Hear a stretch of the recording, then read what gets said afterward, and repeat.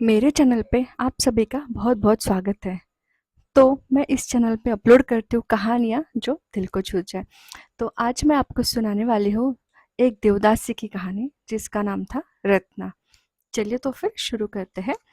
महाराष्ट्र कोल्हापुर का एक गरीब व निम्न जाति का परिवार जिसकी आर्थिक स्थिति बद से बदतर होती जा रही थी।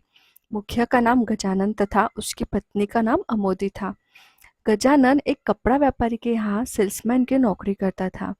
कुछ दिनों से व्यापारी को लगातार घाटे का सामना करना पड़ रहा था, इसीलिए वो गजानन को नौकरी से हटा देता है। नौकरी जाने से गजानन की आर्थिक स्थिति पहले से भी ज्यादा खराब होती जा रही थी।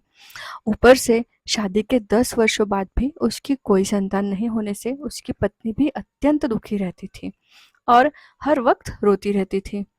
गजानन के पड़ोस में उसी के जैसा एक परिवार और रहता था। उनके यहाँ शादी के 10 वर्षों पश्चात एक बेटा होता है। एक पुजारी के कहने के अनुसार गजानन की पत्नी अमोदी ने जब से अपने पड़ोसन को अपने बेटे को गोद में खिलाते देखा है, तब से अपनी पति पर उस पुजारी से मिलने का दबाव बना रही है। एक तो गजानन के पास नौकरी नहीं है, ऊपर से पत्नी की हालत देखकर एक दिन वो उस पुजारी से मिलने का मन बना ही लेता है। रविवार के दिन सुबह दोनों गजानन और उसकी पत्नी नहा धोकर उस पुजारी से मिलने एक बड़े मंदिर में पहुंच जाते हैं। मंदिर का पुजारी उनकी सारी बात ध्यान से सुनता है, उन दोनों की हस्तरेखाएं भी देखता है और फिर कहता है, आप दोनों के भाग्य में तो 3 संतानों का योग है। अभी तक आपके घर में कोई किलकारी नहीं गूंजी, ये आश्चर्य की बात है।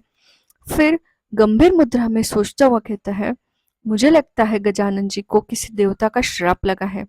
क्या आप लोगों ने कभी कोई मन्नत मांगी थी जो पूरी होने के बाद आप लोग उस देवता को प्रसाद चढ़ाने के बाद ब्राह्मण भोज करवाना भूल गए हो? गजानन और उसकी पत्नी पुजारी के मुंह से श्राप क्या और ब्राह्मण भोज की बात सुनकर बेहद डर जाते हैं, क्योंकि सचमुच एक बार ऐसा ही हुआ था। गजानन की नौकरी लगने के बाद उन्होंने देवता को प्रसाद तो चढ़ाया था, पर ब्राह्मण भोज नहीं कराया था। अब गजानन डर के मारे उस पंडित से इस श्राप से मुक्ति का उपाय पूछने लग जाता है। डरता डरता, महाराज, कृपया हमें इस श्राप से मुक्ति का कोई रास्ता सुझाइए। आप ठीक कह रहे हैं, हम दोनों से ये भूल हो चुकी है। हम दोनों ने मेरी नौकरी के लिए सिद्धि विनायक मंदिर में मन्नत मांगी थी। मन्नत पूरी हो जाने के बाद हम मंदिर में प्रसाद तो चढ़ाकर आ गए थे, पर हमने ब्राह्मण भोज नहीं करवाया था।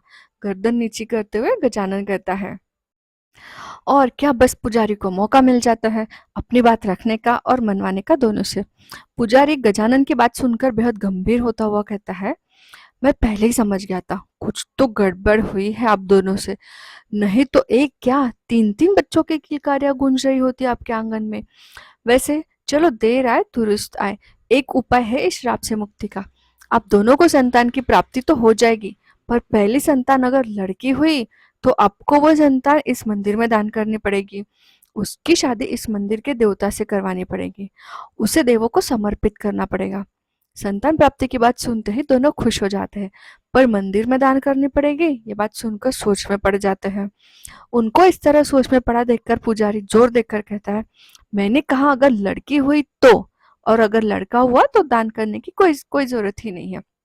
अब आप दोनों बस लड़के के बारे में सोचो, लड़के के बारे में भूल जाओ। इस तरह बातों में उलझाकर पुजारी उनसे पहले लड़की हुई तो मंदिर में दान करवाने की बात मनवा लेता है। देवदासी कुप्रथा प्रथा जो है भारत में आज भी महाराष्ट्र और कर्नाटक के कुछ हिस्सों में चोरी छिपे जिंदा है। हालांकि सरकार अब इस प्रथा पर पूरी तरह रोक लगा चुकी है। ठीक है। सो फ्रेंड्स, ये हुआ रत्ना देवदासी का पार्ट 1। पार्ट 2 मैं नेक्स्ट वीडियो में अपलोड करने वाली हूँ, तो भूलिएगा मत, नेक्स्ट वीडियो का वेट करिए।